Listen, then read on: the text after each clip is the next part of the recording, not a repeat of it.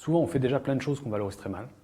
Et rien que de les valoriser vis-à-vis de ses clients ou vis-à-vis de ses salariés ou de ses autres parties prenantes, c'est déjà un travail très intéressant et qui embarque et qui met tout le monde sur le même bateau. Et quand on traverse une crise, d'être sur le même bateau et de ramer dans le même sens, on va beaucoup plus vite.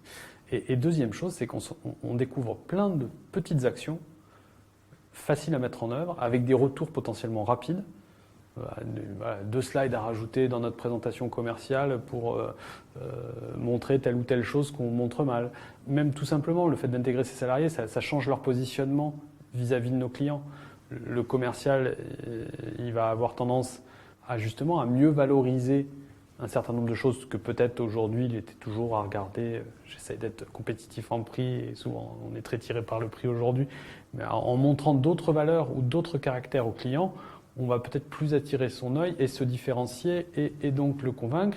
Et puis ensuite, l'ingénieur ou le technicien sur le terrain, quand il a un sens et qu'il comprend ce qu'il fait, pourquoi il le fait en termes d'objectif final, c'est presque lui qui va être le meilleur commercial parce que derrière, il va faire perfuser ça chez le client.